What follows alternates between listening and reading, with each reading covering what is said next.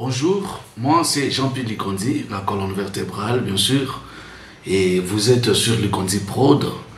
Aujourd'hui nous allons encore suivre le pasteur François Mutombo. Voici l'homme dans la délivrance dans le mariage, module 5.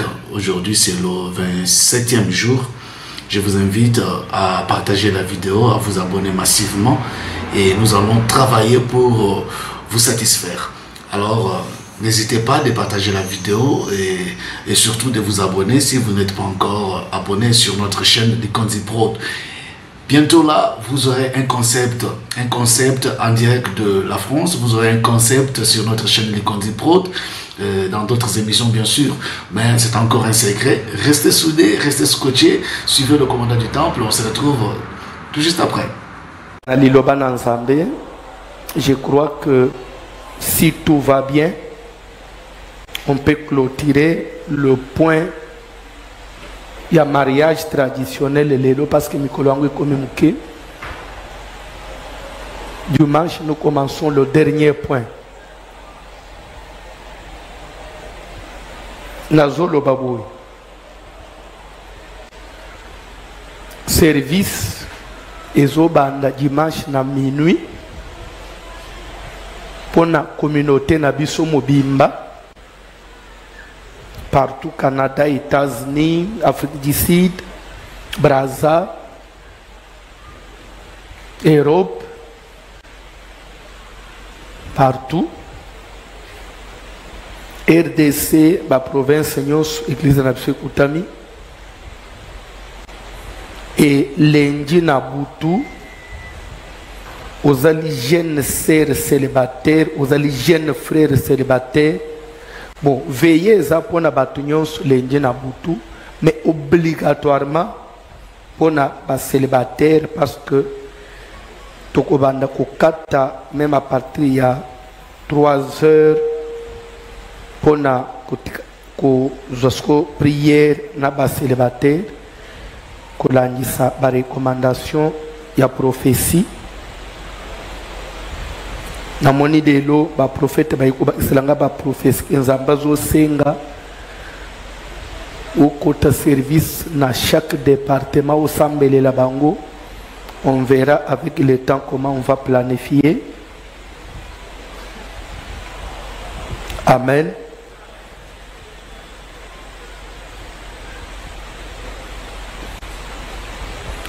Toujours le blessure délivrance dans le mariage.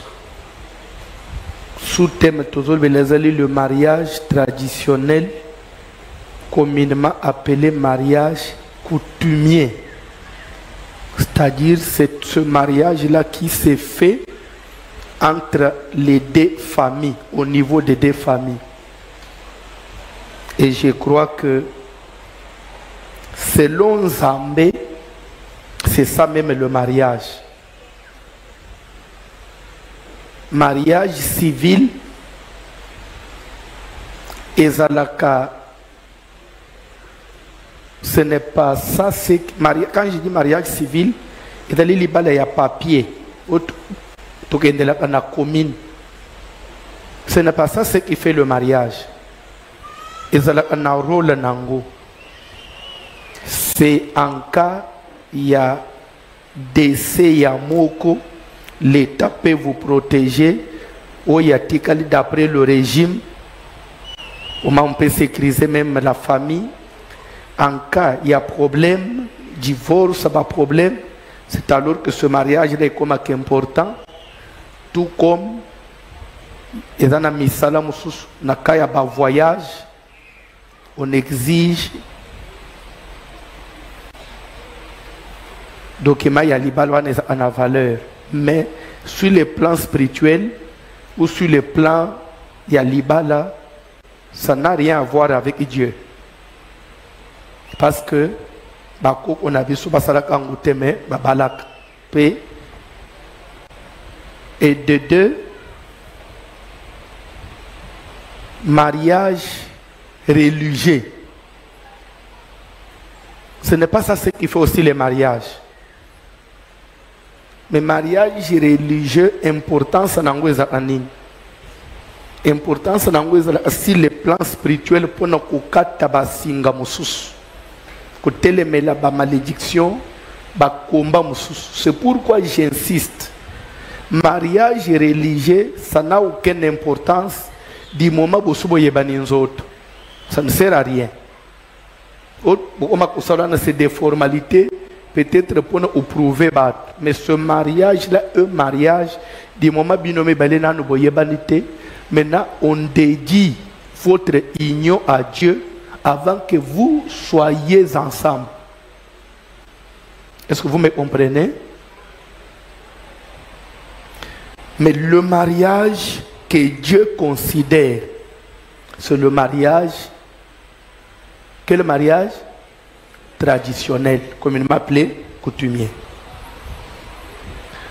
Et le mariage coutumier, nous avons dit ceci.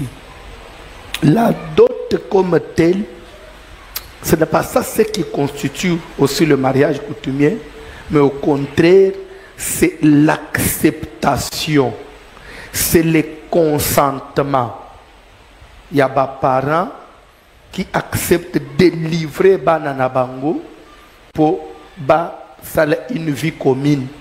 C'est ce consentement-là. C'est ce qui fait le mariage. Et beaucoup plus, ce qui compte dans le mariage traditionnel, ezali yo moi si bazobala bandima yo pe na famille ya mobali. Et de deux, yo pe mobali ba para ya moi si ba fungwelela yo motema ba pesa yo mwana na motema ofungwa. Et c'est ce qui compte devant Dieu. Est-ce que je me fais comprendre? Mais la dot est intervenue quand? Nathalie, par rapport à l'Iloban Nzambe, même dans la Bible, Dieu fait intervenir dot comme punition na batu oyo peut-être ba violer mobeku. Baso tangela biso tokenda na lumbangu tozali na mukanda na Deutéronome chapitre 22.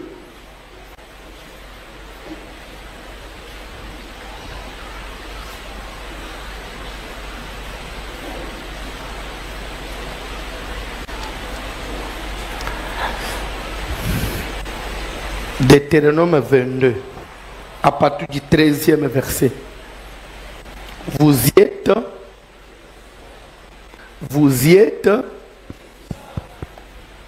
Nani a télémina nous étudier, nous y sommes mais assis.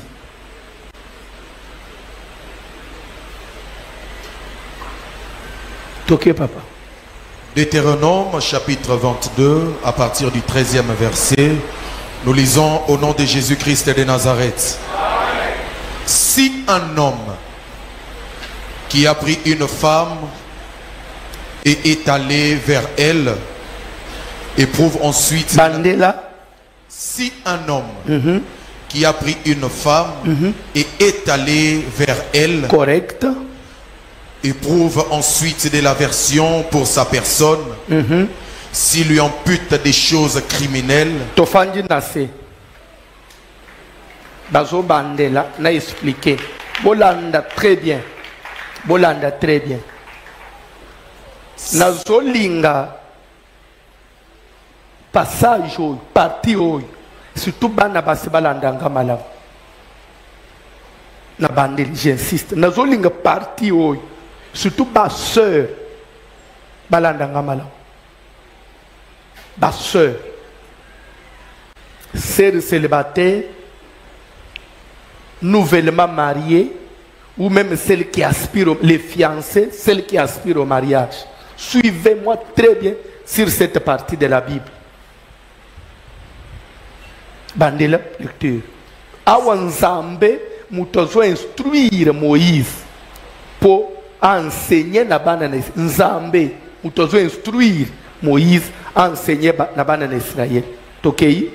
Si un homme s'il arrive que moi na mobali qui a pris une femme et est allé vers elle, abali mwasi mobali aya abali mwasi abali jeune fille après bakei na jeune fille ba fandi ensemble c'est-à-dire bayebani nzoto. Éprouve ensuite de l'aversion pour sa personne. Et que na sima ya koyeba na nzoto na mwana mwasi, mubali asepeli na mwana mwasi wana te, a dégoûté ye.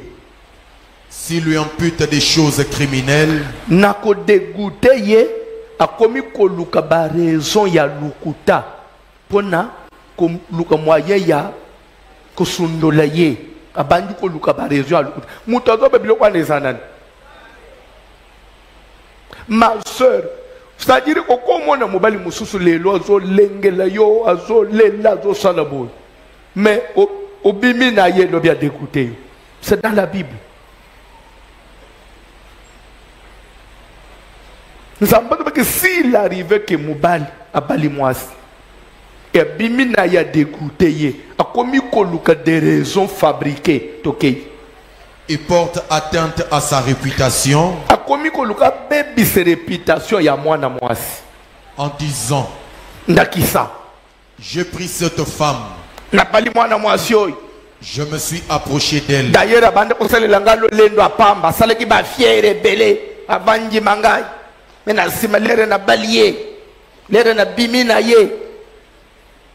Et je ne l'ai pas trouvée vierge.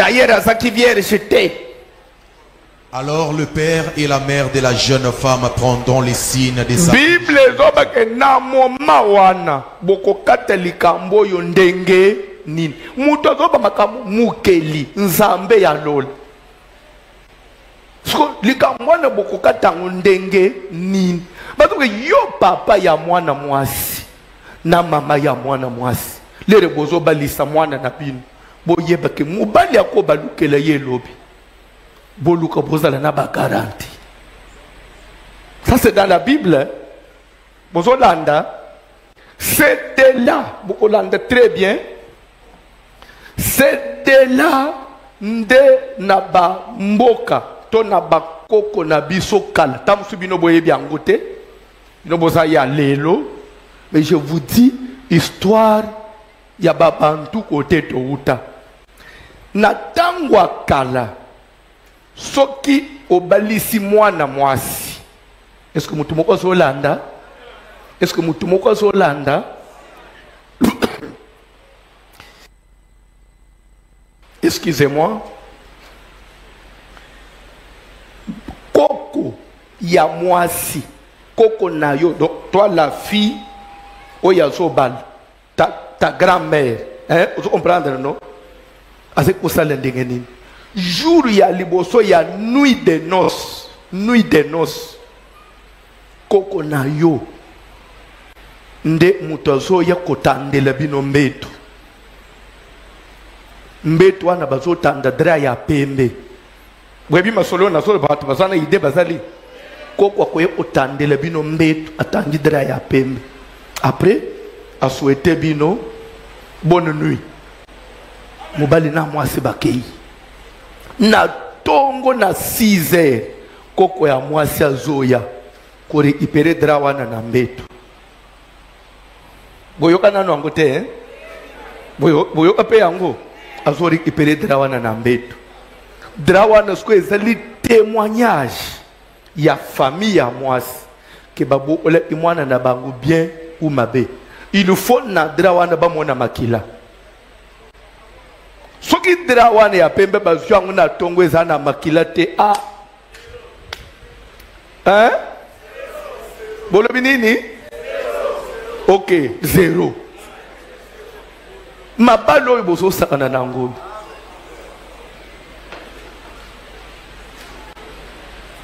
koko do c'est-à-dire que lere bozo kende nuit de noces yo mwana mwasi na mwana mobali bozo yeba ke boye examen na tongo résultat yoka bolanda makam examen wana ezaki peka kapona mwana mwasi te même pona mwana mobali bayeba tamu soko mona pe batu bakei tongo bayeba zuidra dra isa normal batu ndenge nini boy mwana mwasi alobi tongo asimbi ngai te seke mobali akufana ndako.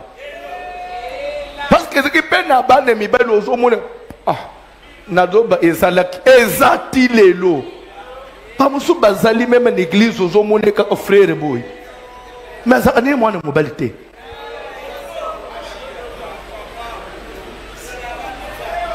mais ce qui pasteur azote tala ba commentaire tala makelele mais ça n'est mobilité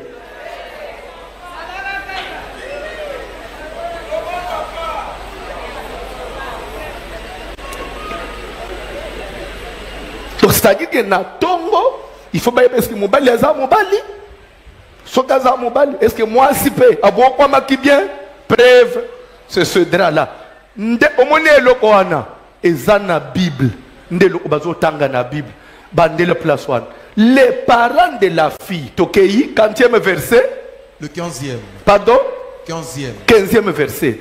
Alors le père et la mère de la jeune femme ba parents ya jeune fille ya balaki prendront les signes de sa virginité. Il faut pas elembu ya virginité. Ça va kozwa dra. Ya pembe. Ko bazina mbetu. Et le produiront devant les anciens de la ville. Ba kobenga ba mikolo ya mboka. Ya zola beke mwana na biso za virginité. Dra yango. Ba para ba banyu ola isa ba mikolo ya mboka. Na Bible na Israël. Tokei. À la porte.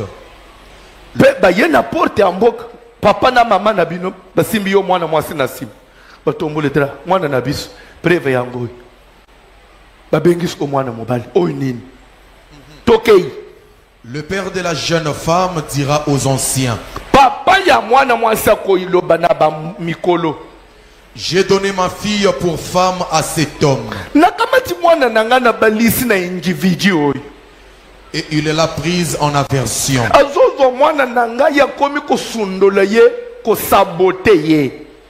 Il lui impute des choses criminelles en disant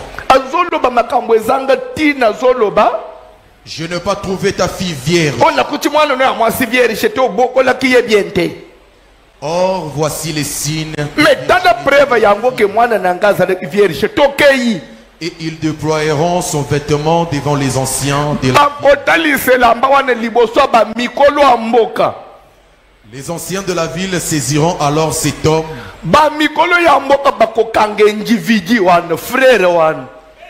et les châtieront.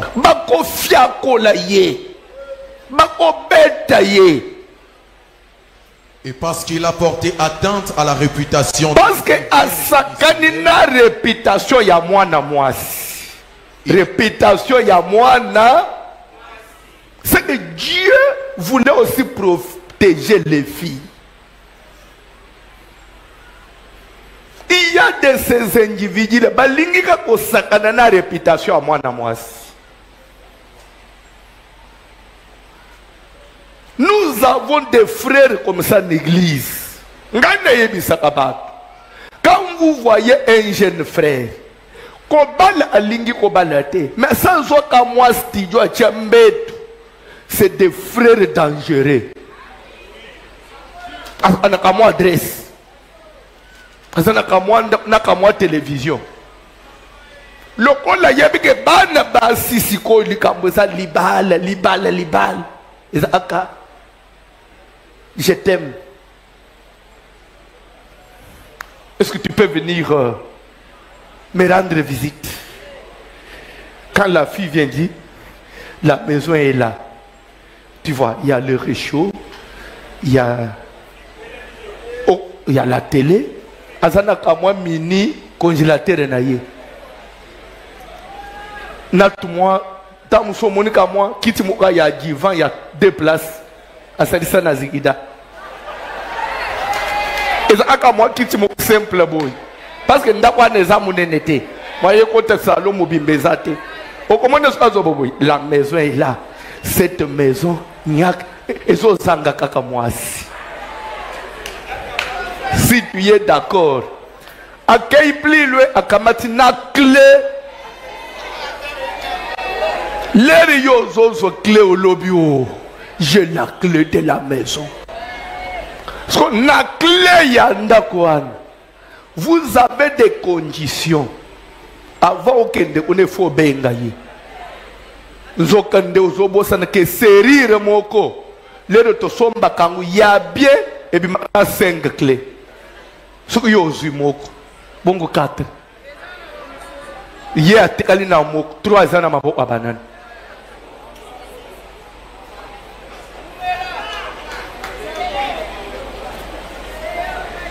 Ndeba frère baza l'église. Non, écoute frère moko asilisa basere nyoso l'église. Mais koba la bas ezaka akaiti soka découvrir bien. J'ai fait des rêves pas bon. C'est pas la volonté de Dieu. Bah mususu mon nega na zote makambo mariage. Il faut bien suivre le pasteur hein. Wana soka komiko le moyen kokima yo. Tu as bien suivi le pasteur. Il n'y a pas des plaques. Pasteur, le but que ça peut entraîner la mort.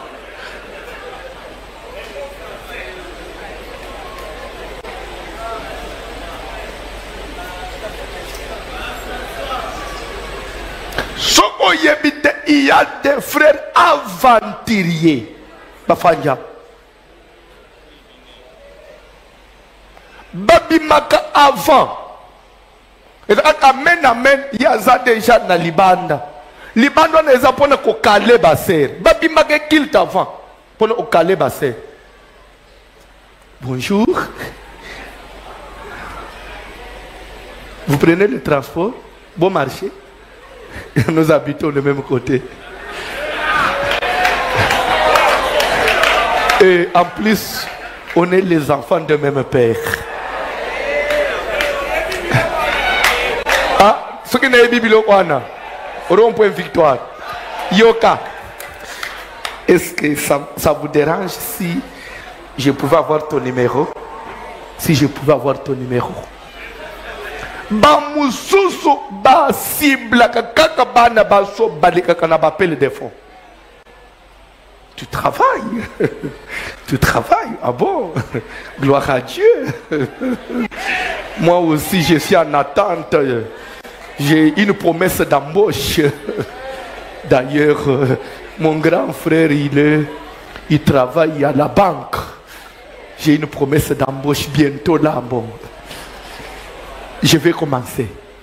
Je peux lui dire solo. La banque centrale, ah ben oui, il est directeur là-bas.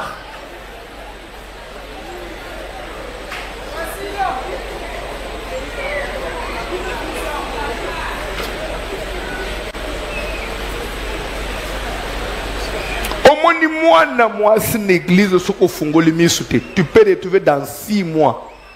Au Bimina 15 frères et églises. Dans 6 mois.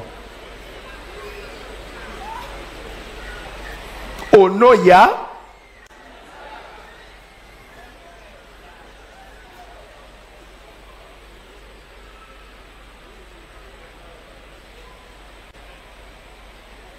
nakata tonako nazomona moko bauti kopesa nga rapport na bauti kofundeka lobe ndenga nazo achemutu na sewu. Parce qu'il y a que j'ai déjà son dossier. Il est là.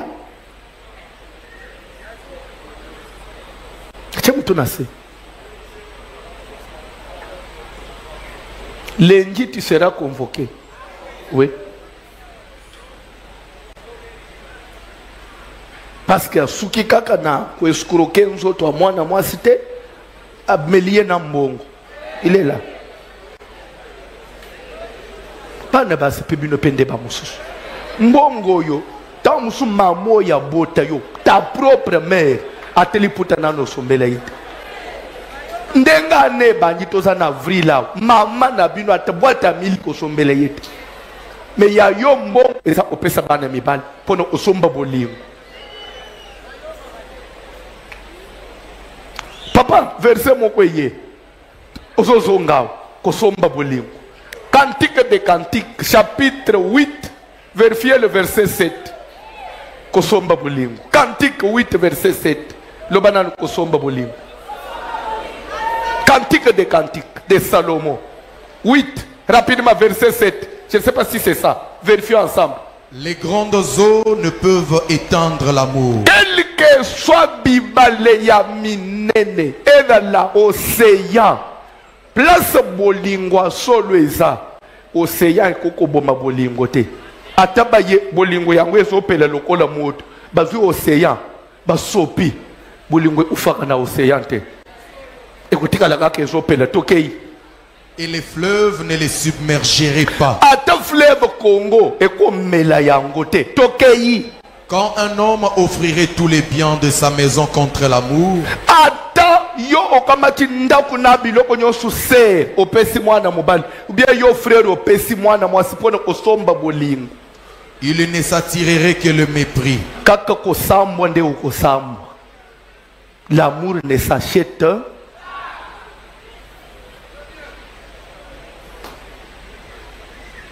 okomi kopesa bana mibali bakadwa basengle.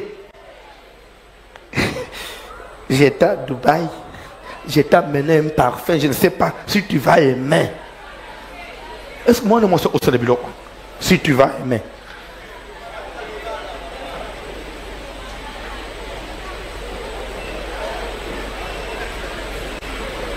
Toza na musale ya construction na zoluka mbongo na mona ka mbongo te oleka kawa te. Nzoka nde mbongo nyoso bazo silisa na ba individu. Dans na kanda na bango surtout quand j'apprends que mbongo à construction ya lié. Tout comme payo mama silika. Zo kanda. Les zo kan zo mona mwana no ya mwasi. Ateli papa sombele yote ma pese individu. Ne tout ce que maman bo siliki bo onde.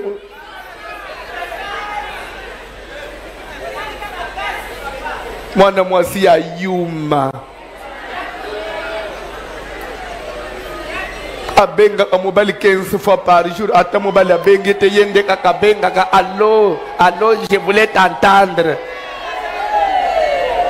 S'il vous plaît, la Bible dit l'homme quittera son père et sa mère. Dans l'amour, c'est à l'homme de faire des démarches. C'est à l'homme de marquer le premier pas. C'est à l'homme de quitter, de se déplacer, d'aller vers la femme. Et non la femme vers l'homme. Allô? Voilà Ali. Limbisa, je t'ai appelé par erreur. Au causi. Par erreur, wap. Na répertoire, notre numéro, ça y a Moussape Finika, na o yaye par erreur. J'ai appelé par erreur. Tous on a côté tous à la na siliki déjà. Les grandes zones peuvent atteindre l'amour. Quels que soient les problèmes, quel que soit le temps que ça peut prendre. Mais ce que moi je me donc on est simina on tena munu totika kaka. Bolingwe kufi à cause des problèmes. Les grandes zones n'éteignent jamais le vrai amour. Ne peuvent jamais éteindre le véritable. Quelles que soient les épreuves, les problèmes. Bolingwa so le ufarate. D'ailleurs, bolingo eza bolingo so ele ina ba épreuve. Soki nanu boswana te, bokangana binemi te, bobunda boswana minu te, soki nanu bobalana te.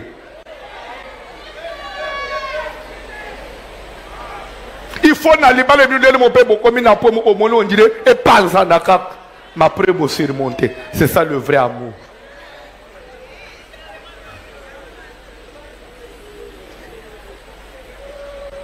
Et il s'attirait de mépris.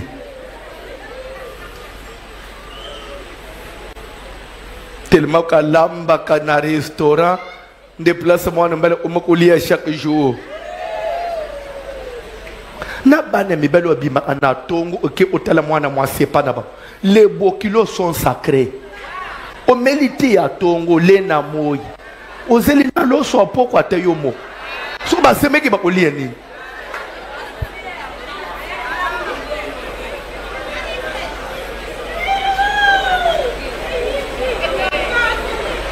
Chaque jour, yonde okenda ozo mwasi na musala. Yonde onde otika ye na musala. Okende so yo sala kate. Monesko bazo bima na ville. La télémina 24 asimbeli mwasi sak. Azo nyingi sangu pe boy. Mukala. Mukala ya mwana mwasi.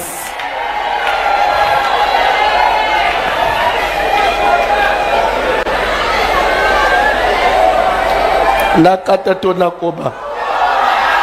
Lobananu mukala. Après, il y a Fanny dans l'église de Thieboy.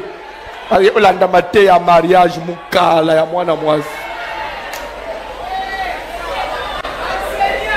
Okomona siko mwana mwasi tellement que talon est chauffé na makolo. Mwana mwasi abimisi talon alachili papa ses frères nda simbi ba talon. Simbi talon na sac. Tala zotu le bilo onyon so no yeba kangu ndenge nini. Na yebi ebele ndengo zo mona nga yawe. Le temps me manque. Tu que dans sans nous sommes au panza yo garde aux autres frères aux dans sur la place au batamati mais na chele on a c'est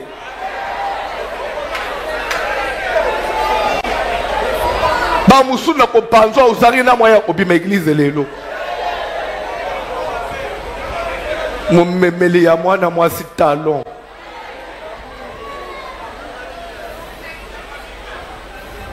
au tanga bible te tarde ateli mazotala ngabu asuma kamubo salakat ina ba célibataire tanga parole du Seigneur ngana avancer tozongi na Deutéronome 22 verset 19 tokomakina kasi ko tokobina 19 papa toke papa ils les condamneront à une amende 19 bandele 19 et parce qu'il a porté atteinte à la réputation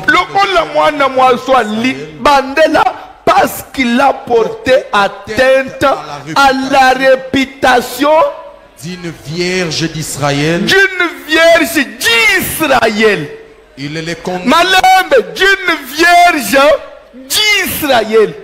Alinga bebisa réputation ya mwana mwasi. Ya balabala teme mwana mwasi ya nzambe mwana mwasi ya église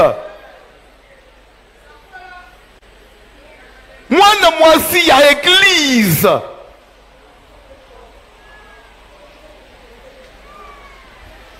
l'église on est aussi là pour nous protéger bana ya batu ezali bilango ya kosakana na ndengo lingite impoli que tu es, avec sa mwana que je t'aime, mwana mwasi oh yo landa ka pasteur te, soko lingi ngai kendo ko bisa basala nzambe. Impoli qu'il est, bon ye pasteur et la balaka yebisa kibiso. Ce sont des choses qu'ils disent. D'abord tu es impoli et je vais te répondre en face. Si le pasteur n'avait pas prêché et que cette fille a une église, quel manquement? Toi tu as quel âge? Il fallait avant Gana Balena Yokolukayo. Impoli. Et n'a pas eu la qualité ni Yosana.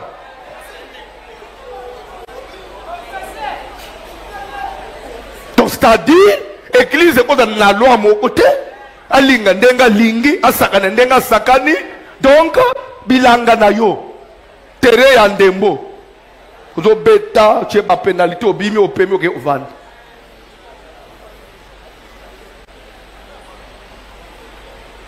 la Bible dit un garçon qui a porté atteinte à la réputation d'une vierge d'Israël il doit être châtié et ça c'est Dieu. Il doit être châtié.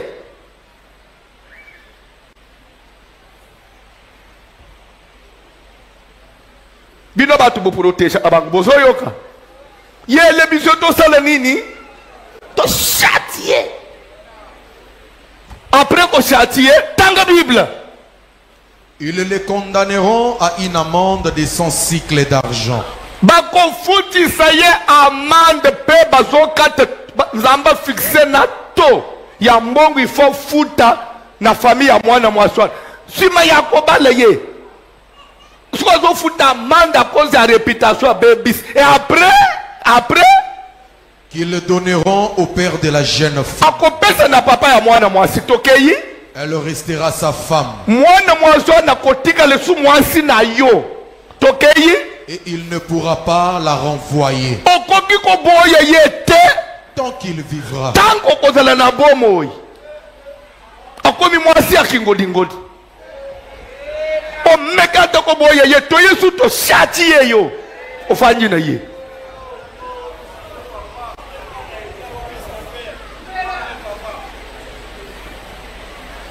Bozo mona siko que j'ai raison de dire que Akalembelem touché jouer.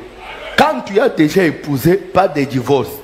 Au moins, même dans les serviteurs, à ta pasteur, il y a ces oboy moi si to benganio. Na bandel.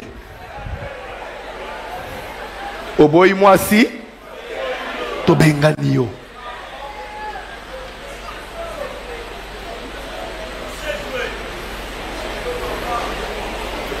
Omondengo soko chwan.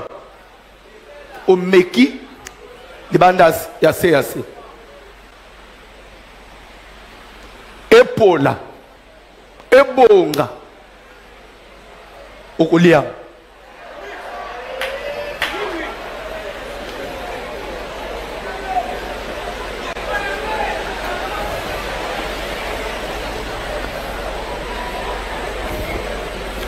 Moko zala kiao. La lingi Yesus te, la bien te, bona boy. Ndoda samona imoko pembe. To conseiller ndenge nyonso. Mais en tout cas, ici, ça ne va pas marcher. Et je vais expliquer à l'église comment. Oh non, je m'en fous. Ok. Amen. Ne tournez pas, ok. Peu bakende libanda. Ok. Mais si le fait est vrai, mais ce qui moi dans mon bali a raison et que dra et bien makina makilate na tongole de ba parents ba vie la makile zala ite moi dans bali a raison que la fille n'a pas été trouvée comme ça. Ok. Si la jeune femme ne s'est point trouvée vierge, ce qui moi dans moi c'est beaucoup de vierge. On fera sortir la jeune femme à l'entrée de la maison de son père.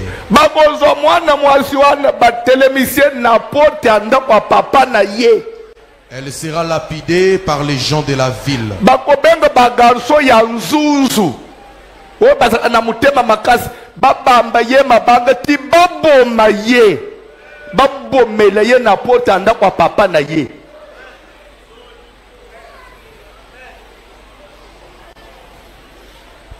Babo maye pona ni po bebeli nanda kwa tata na ye.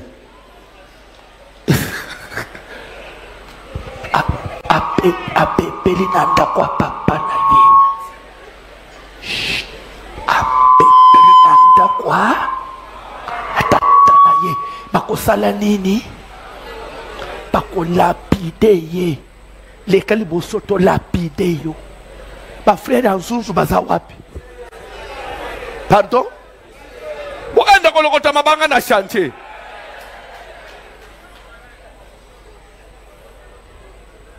Apepela nandaku.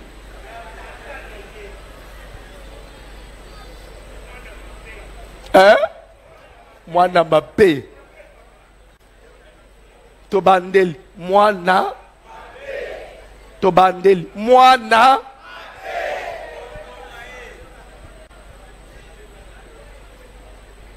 Mathieu Baluki. Okotanga Bible te frère. Grande veillée. Elle sera lapidée par les gens de la ville. Et elle mourra. Parce qu'elle a commis une infamie en Israël. En se prostituant dans la maison de son père. Tu ôteras ainsi le mal du milieu. Si l'on trouve un homme couché avec une femme mariée, ils mourront tous deux. L'homme qui a couché avec la femme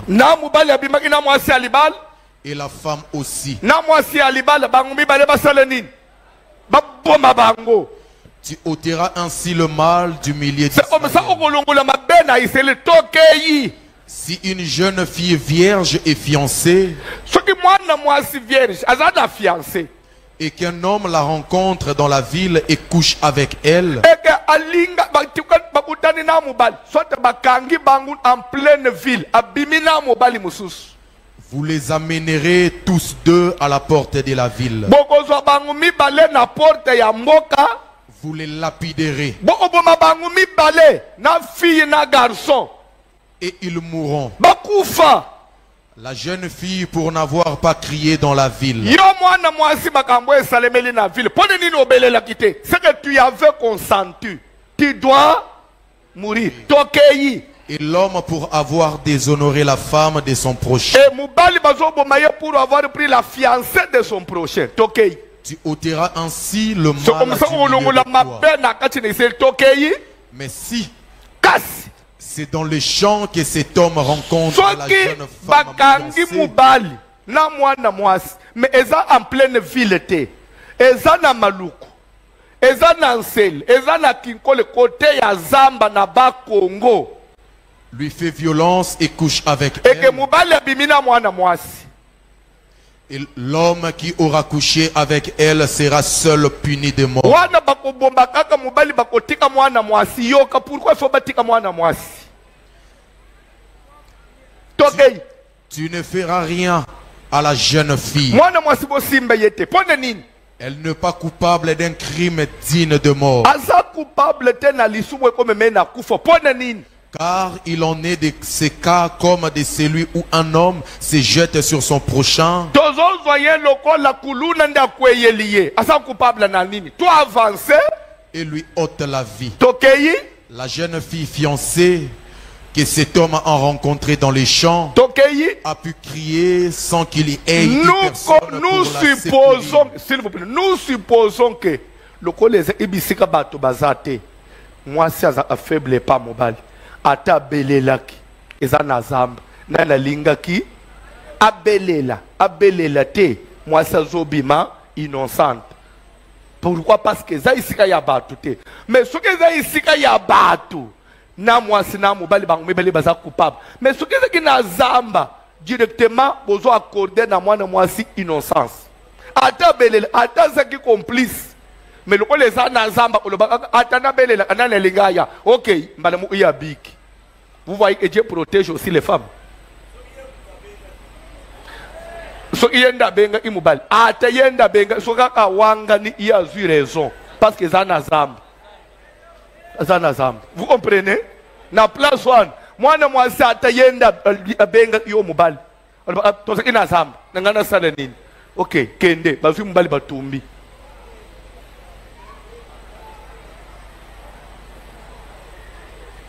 Verset ya suka. Bosiliki. Ere koki. Nana zoba. Ekoki te. Veillez, Ereza, toza 19 juste, bilobela.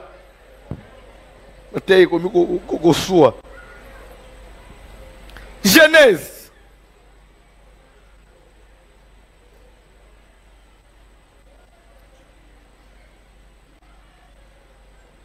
« 31.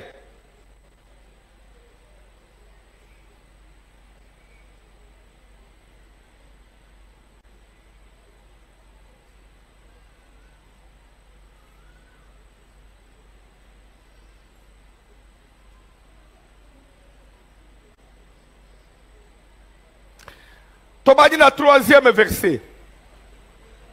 Genèse 31, Tobadi à partir du 3e verset. Alors l'Éternel dit à Jacob, Na yango nzamba yebisi Yakobo. retourne au pays de tes pères Zonga na mboka ya batata na yo. et dans ton lieu de naissance. Bisika obotama. Vous savez, s'il vous plaît, Bolanda, surtout la diaspora. La diaspora. Nzambe akometa jamais erreur. Parce que Dieu ne commet point d'erreur. Nzamba kometa jamais erreur. Ya osale ke yo nangai tobota maba congolais. ata okei mboka nini, pense aussi à ton pays. Ezana batu comme américain, c'est-à-dire que pour lui, même information il y a Congo à qui pakate, c'est quoi, je vais encore faire quoi là-bas? Mitunanan, pourquoi Dieu avait voulu que nous botama congolais? Dieu pouvait faire botama canadien, mais botama congolais pour nani? Mitunanan, botama congolais pour nani? Même Jésus, on l'appelait Jésus de Nazareth. Jésus-Christ de Nazareth. Moutounion soit n'est pas na bango. Au lieu, kanisa Congo. Ozo mata, ozo kita na polto, comme mata, comme na mboka na yo ate tere ya pamba na nseloza na ngote. Sonye. Ata bikoko za nango te.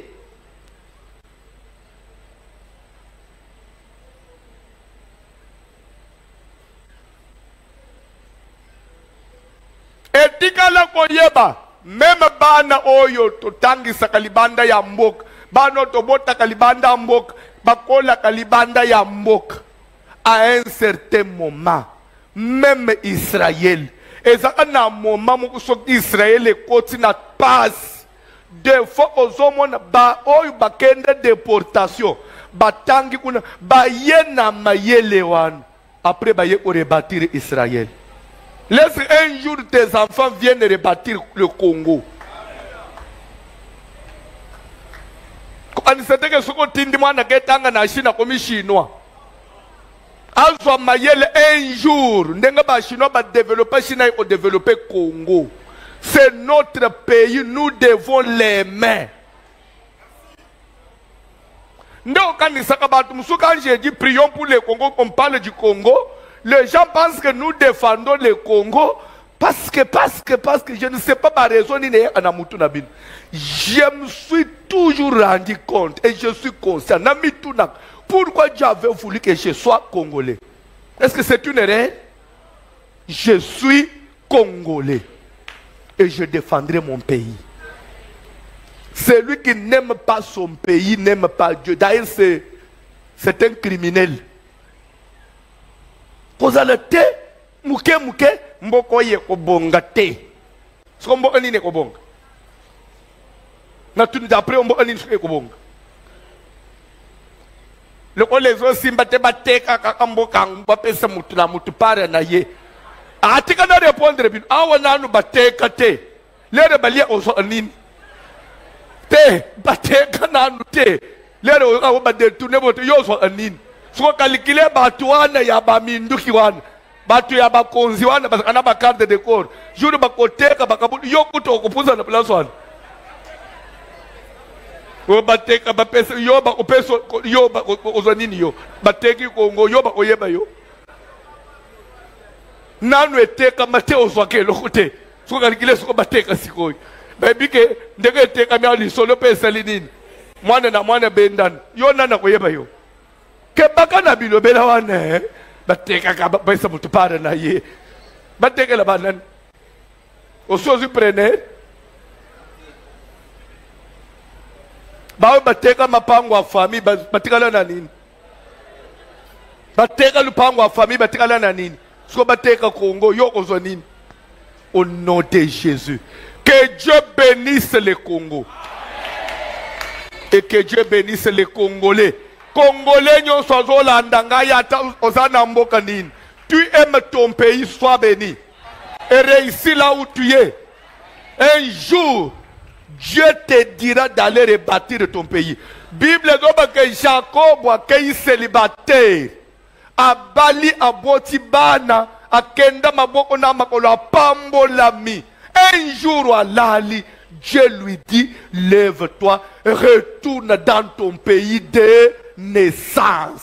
Zonga et panabino, il est temps sikoy ogende otonga mboka na yo. Apprenez aussi à investir chez vous.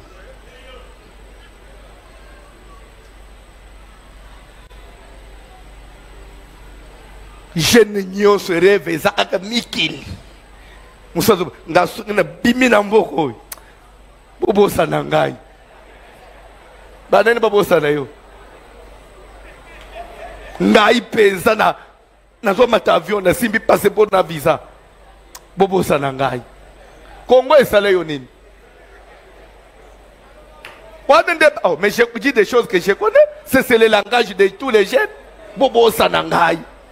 Quand on a poupouli. Tanga Bible. Retourne au pays de tes pères. Songa namboka ya batata na yo. Nani azoloba? L'Éternel. Songa epanabino. Odalakana epanabino. Epanabino esawapi? Congo. Et pour ajouter encore Congo central, na Iselissus, na Kasai, na Koba, na Est, Sambela kapona Est, Zamboka na yo.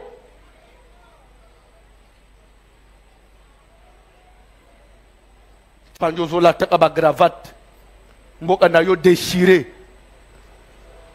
kulia aba shawarma. Nabaki Selissus epa na bino na bulungu na bandundu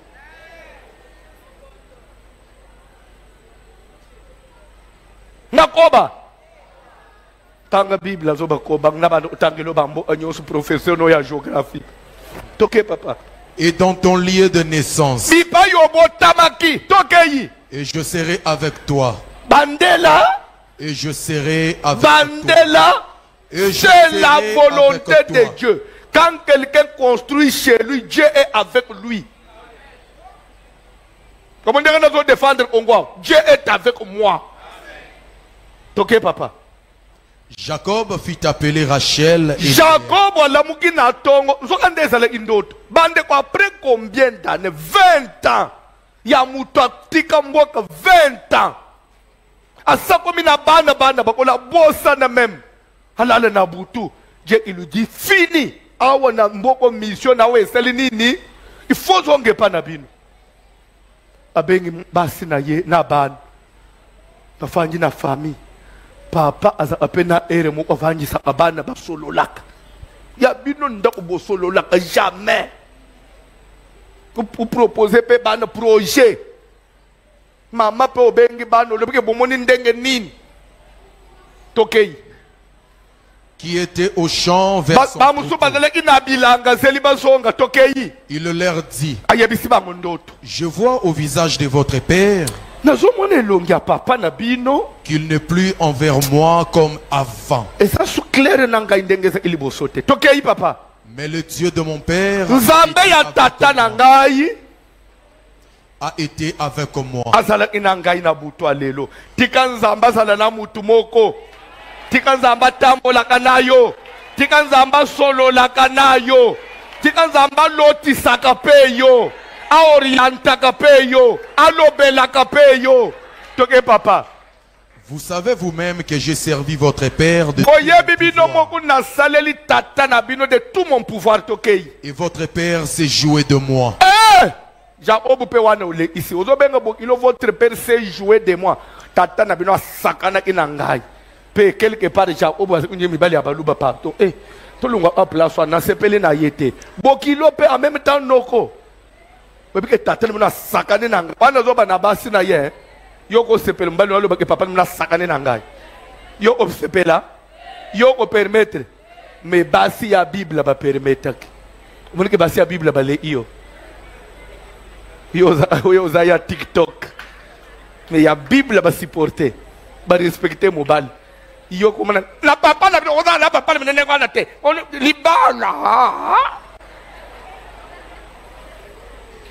votre père se joue de moi. Et a changé 10 fois mon salaire. 10 fois. Mais Dieu ne lui a pas permis de me faire du mal. Quand il disait, les tachetés seront ton salaire. Toutes les brebis faisaient des petits tachetés. Et quand il disait, soka lobi le rayé seront ton banyama badana nzela nzela bakozala yayo toutes les brebis banyama nyonso bakomi na banzela nzela. Dieu a pris à votre père son Nzambe azwi bozwi ezeki ya tata na bino et me l'a donné. apesi ngai. Au temps où les brebis entraient en chaleur, Chaque fois que banyama bazalaki prêt ya koconcevoir, je levai les yeux na tomboli miso et je vis en songe na que les boucs loti qui na couvraient les brebis ndoto étaient rayés, tokei place aleka cachetés et marqués. tokei Et l'ange de Dieu me dit en songe, ange na nzambe ayebisi nga na ndoto Jacob. Jacob Je répondis, tokei leka place wana. mais voici. Sautez sur le verset suivant. Il dit, lève les yeux et regarde tous les boucs qui couvrent le Sautez sur le verset suivant. Je suis le Dieu de Bethel, où tu as oint un monument, où tu m'as fait un vœu. Maintenant, Sika lève-toi, sors de ces pays bima na mboko et retourne au pays de ta naissance. zonga na mboka na ya kobotama. Rachel et Léa répondirent Rachel na Leya bayanoli Jacob et lui dirent, bayebisi ye. avons-nous encore une part et un héritage dans la maison de notre père? Mobali na biso suri biso tata na bino tata na bino tata na bino biso to su na para na ndako tata na biso tokei. Ne sommes-nous pas regardés par lui comme des étrangers, Tata oya koma kotele biso lokola bapaya puisqu'il nous a vendus pointe ateka biso. et qu'il a mangé notre argent? L'importance du dot. Qu'est-ce que la dot de la dot, allais-je dire? L'importance de la dot. Qu'est-ce que la dot joue aussi le plan spirituel? Et pourquoi actuellement nous mettons l'accent sur la dot? Est-ce que vous me suivez? Est-ce que vous me suivez? La dot coupe les liens spirituels. Vous comprendre? Pourquoi dot doit intervenir? Parce qu'on trouve actuellement ezana ba famille mususu na bumutu bala ici on dirait ba lingio on dirait ba pesio moine mais na ndenga ya molili ba lisite. Maintenant comme l'argent a le pouvoir de faire le rachat, quand vous versez la dot sur le plan spirituel vous êtes couvert. Et lorsque la famille de la femme ils vont chercher à vous poursuivre, la dot intervient comme barrière, comme prix du rachat. Et c'est comme ça que bana basi ba yebisi mubali biso to koma yayo na famille on to koma ba étranger parce que to suto tekama pour dire que épouser une femme que les mamans me supportent, c'est acheter une femme parce que c'est la Bible qui le dit. Parce qu'il nous a vendu. On a utilisé quel verbe? Quel verbe?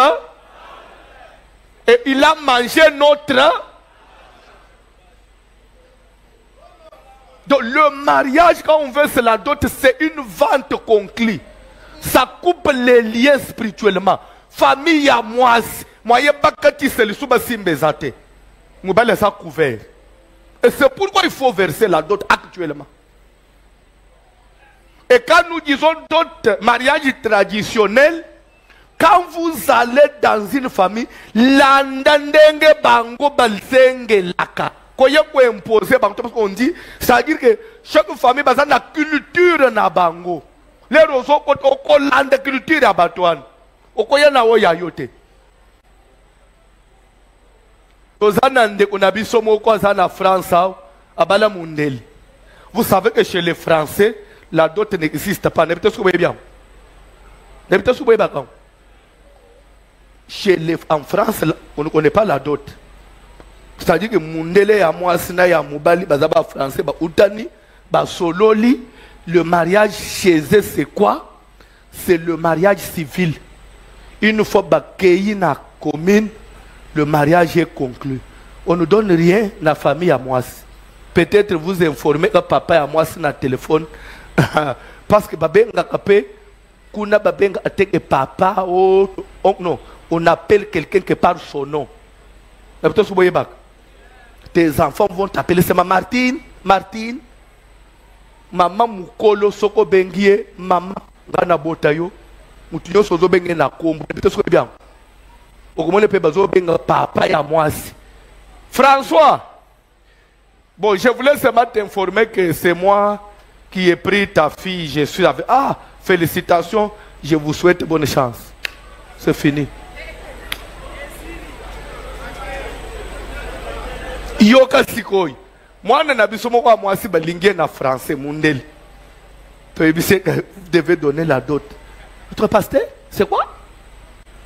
La dot. So, na yebisi famille à moi, pardon. Tu épargnes moi na bateau. Si vous avez makambu ya super ya maman na veste ya papa, wana utu bobelisie libom. O nzungu na nzungu wa ma famille. Awa na exalter famille à moi, boyoka na kaka na famille ya maman na famille. Bolo baka monta moko na ndenga mbongo. Tu amènes autant. Binomo oboye ba ndenge nini boko repartir. Makambo ba liste yekutu d'abord d'autres tu ne sais quoi? J'aime ma femme maintenant je dois encore faire quoi? J'aime ma femme. En tout cas papa, il faut seulement 3000 euros. 3000 euros? Pasteur? Tu ne trouves pas que c'est un peu exagéré? Non papa. En tout cas, d'après notre culture, il y a beaucoup de choses. Je vais vous expliquer après. Envoyez d'abord 3000 euros. Moi, je suis à Batoua, il y a 3000 euros. Je suis une famille à moi. Je suis en discussion. Il y a une famille à papa. Je suis en 2500 papa. Ma famille à papa, je le coso. Je vous donne 2000. Famille à maman 1000. Famille à maman, non, pasteur, na 3000, 1000, 500. Maté yesilite okoba lobi telema likolo. Soyeza inini. Elo onine sila kate. Maté yesilite telema. Nakoloba. Est-ce que yo futa dot? Ube ofanyi na mwana batu na ndenga ki français. Na tunio mwa so azananda opesa mbongo to boza ba français.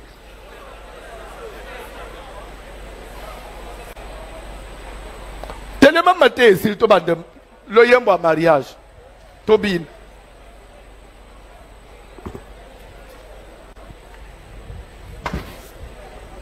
Cantique. Je vais danser. Alléluia.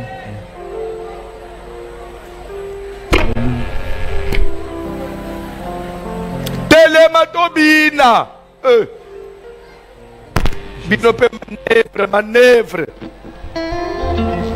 Alléluia.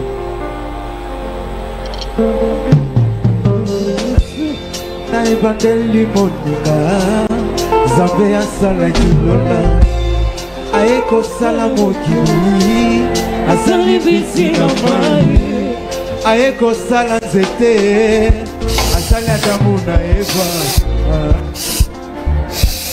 Wapi frère na biso asapera frère asapera za ah okimi ndenge ni na mono te ozalia toki c'est ça. Alléluia. Na evangeli moninga Zambe asala kilola Mama telema Tobina. Alléluia. Asali bisi na mai Aeko sala nzete Asali Adamu na Eva. Ah maman, c'était en ce moment Libala et Bandaki des derniers. Ah maman, c'était en ce moment Libala et Bandaki des derniers. Vous savez quoi? Vous savez quoi? Vous savez quoi? Jour au Kobal. Jour au Kobal. Soko sololi nanga bien au louenga. Na robine. Dali bale no pensa nga na robina. Bozo kota pensa na zo bina pensa. Mais il faut bo solola nanga. Il faut bo solola. Oyebi, je l'ai dit, je crois qu'il y a des témoins. Vous voyez chez nos frères catholiques ici, pour sangwa pambo la mariage, il y a une facture qu'on donne. Les mariés ba pesa ka facture pour sangwa pambo la liban. Bisonde bozo, bisona mobobé. Salle de fête sur $2000. Robe ya mariage au loué sur combien? Moutou ka bo loué sur ya combien? Talabilo kwa fête banine, pasteur Ophélie. Pasteur Ophélie. Moutou vient na bénédiction Ophélie. Nakende okoma nangata sangu na zwa quelque chose. Ophélie. Au moins, ne peut pas me souvenir d'une enveloppe.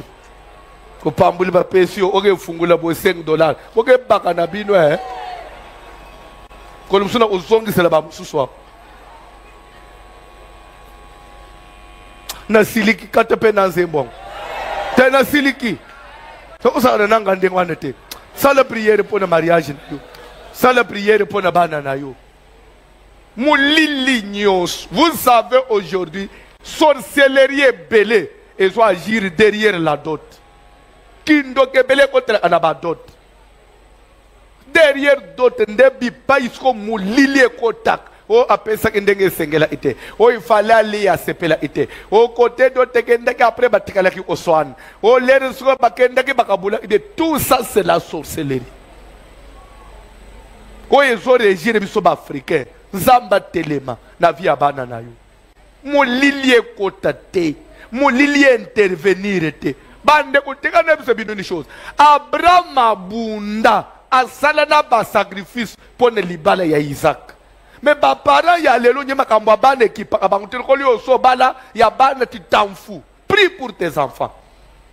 Lobi suki banu na ba réussir e ko zale sengo na yo. Suki ba souffrir e ko zale sonyi na yo pemba wanayo. Prie pour tes enfants. Yo pe mutunano balete yebi sanzambe le kaliboso. Oriente-moi. Na kweye na piège ya Mungu na te. To sambele na ombo na Jésus. Sambela rekete za moko. Sambela.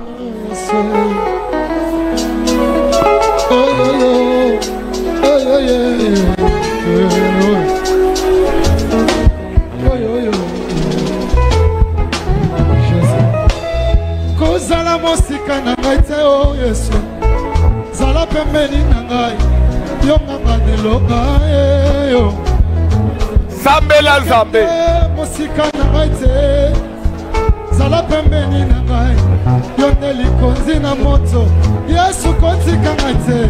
Kotika ngai te Yesu. Yo yo yo. Kotika ngai te. Kobwaka ngai te. Kotika ngai te. Zala pembeni na ngai. Yo nganga nelonga. Ozala mosika na ngai te. Ozala mosika na ngai te. Zala pembeni na ngai. Yo nganga nelonga. Ozala mosika na ngai te. Ozala mosika na ngai te. Zala pembeni na ngai. Yo likonzi na moto. Kotika ngai te. Kotika ngai te. Kotika ngai te na basi. Kotika ngai te. Kotika ngai te. Zala pembeni na ngai. Yo likonzi na moto.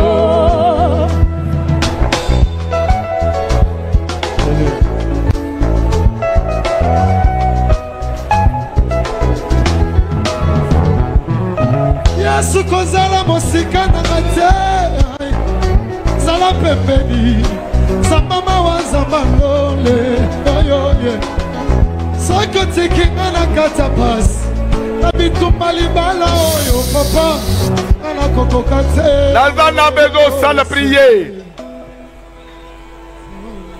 Hôtel nyonso ya famille. Hôtel ya molili ya kindoki. Batele misa. Na famille na bino atandenge nini. Mabala bokende akana kosuka mabe. Atandenge nini bosuka kaka mabe. S'il y a un hôtel sacré, il y a molili, basala ba alliance, basala ba cérémonie, que mabala ba mojisa na famille. Même na famille yo balela ke bana na ba suka mabendenga famille wane mulili ezalaka. Bible doba ete vous renverserez leurs hôtels, vous détruirez leurs statues, vous abattrez leurs idoles. Nazana besoin de ko renverser hôtel ya mulili, ya bileke même ba déception, ya ba divorce, ya ba incompréhension, hôtel ya célibat, na libota na ngai e yamba moto. Nazokende kopanza hotel bisika nyonso batelemise tumbelo ya bilangele mabe moto.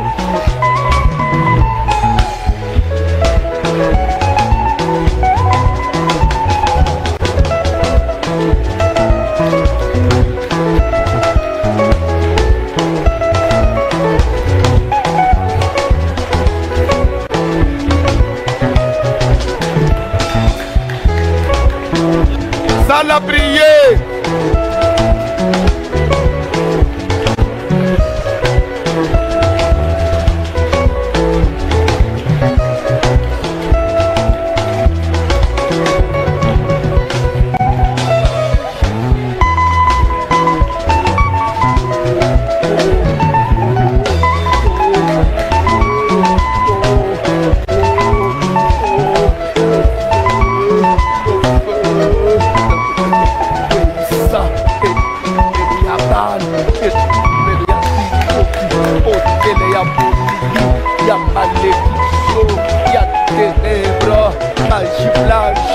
Magie noire, sorcellerie, non ma tombola, ma télévisa, et Yamamoto, Kito et Yamamoto, moto, moto.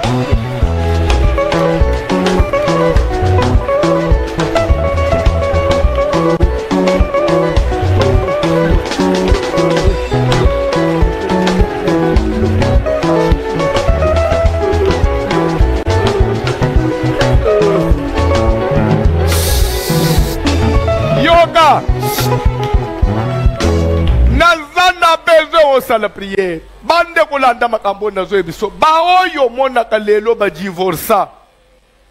Tant sozo divorça après 30 ans, 50 ans, 40 ans, 20 ans, 10 ans ya mariage. Mais avant 10 ans, ayeba iteke makambo okomande ngwana. Ba oyo bakufele mibale bakufela basi. Peut-être kufeli mobile après 20, mais avant 20 ans, ayeba iteke makambo okomande ngwana. Le monde nous réserve des surprises. Il n'y a que Dieu seul qui connaît. Nous avons besoin de la prière. Ce qui est là, na bombe moko à retardement. So ande ba bombe lo ke yoko lo koteleliwa na mariage. Bombo ane zala désamorcer. Et que nous allons désactiver. Plan nyonso ya mulili ke liwana ye utela na libal. Motre kende ko panza.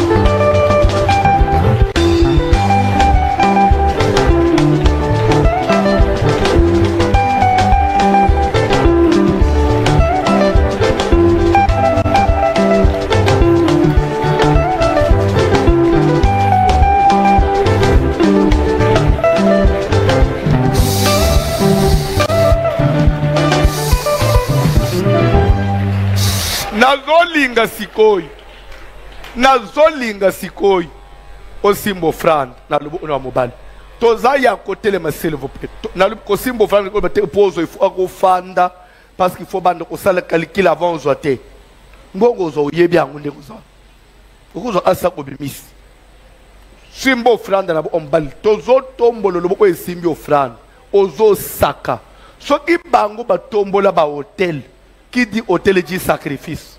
Na peine nazo tombola sacrifice, nazo tombola anga hôtel. Ata baloba, ata malédiction nini, Seigneur, Satan a lekio na makasite.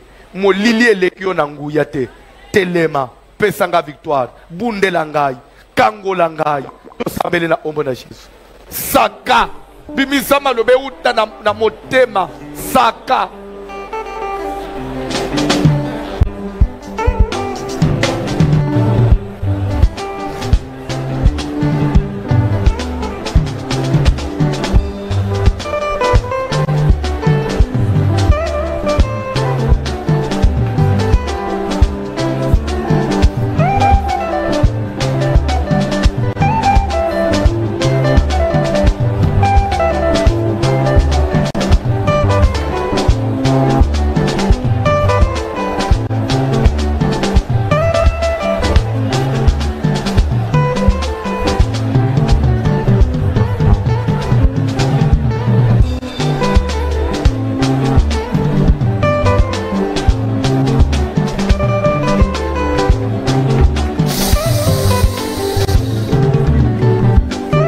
fanda na se.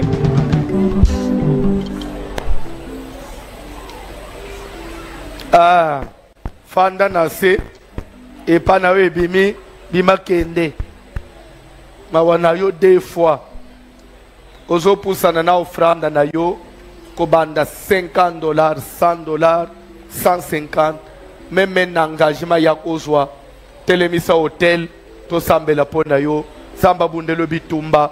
Pusana zala même mutu aliboso. Yaka ozwa enveloppe. So oza nangu sur place te. Yaka ozwa enveloppe. Zamba mona bawe bazo pusana $50, $100 pusana. Pesanga quelques enveloppes. Yaka ozwa même enveloppe. Zamba salela yo.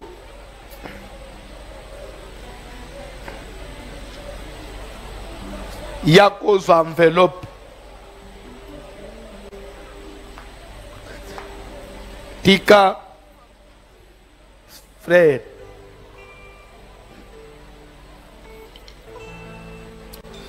Tika libonzana yo zo pesa. Elo bela yo. $50, $30, $20 pour ça nape. $30, $20. Tala. Omoni na makambo boy. Ba pesa appelle kwa mutuya. David dit, je ne donnerai pas à l'Éternel mon Dieu des choses qui ne m'écoutent pas. Yo zo kan seke nzamba zalaka. Soki na ibite ozo e mwana verni. Ya oteki ti osaleba dépense na zando olemu kongwa soso futi soki plan ya ombe. L'église nde otelemina na 5000 francs. Pona nini nzambe zoba amona kate.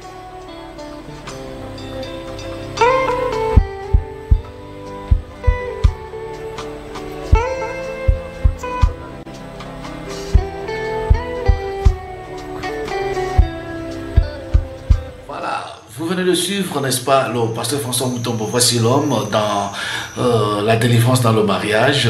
La Bible dit que ce n'est pas seulement ceux qui écoutent la loi qui sont juste devant Dieu, mais plutôt ceux qui la mettent en pratique. Vous venez de suivre le pasteur François Mutombo, voici l'homme dans la délivrance dans le mariage, 27e jour, et je vous prie de mettre en pratique cet enseignement combien riche et vous allez voir la main de Dieu dans votre vie. Vous allez vivre la délivrance dans votre mariage, dans votre vie conjugale. Que Dieu vous bénisse. Restez soudés, restez scotchés. On se retrouve dans le prochain numéro. Ciao.